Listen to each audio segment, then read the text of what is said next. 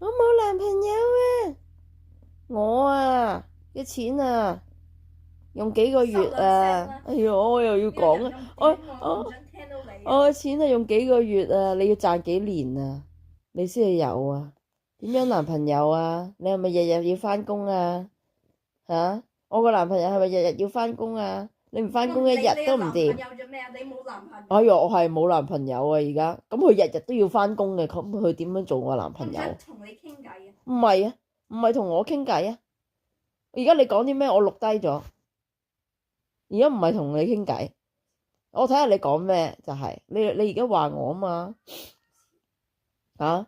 我用幾日，我用幾個月嘅錢嚇？你要賺幾年嘅？你日日都要返工嘅男朋友。我要瞓覺啊！你阻到我啊！咁你去瞓覺啦，你早唞啦，唔該你早唞啦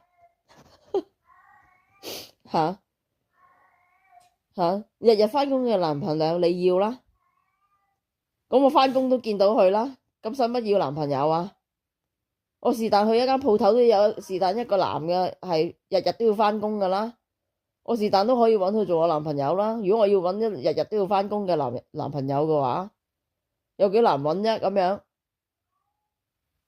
嚇你話我，你攻擊我啊嘛？而家我冇男朋友啊，我淨係得嗰個係我男朋友，我冇男朋友啊，係咁點啊？你攻擊完未啊？收聲啊！你早唞啦，而家咁你早唞啦，日日走嚟攻擊我，講說話咁多嘢講。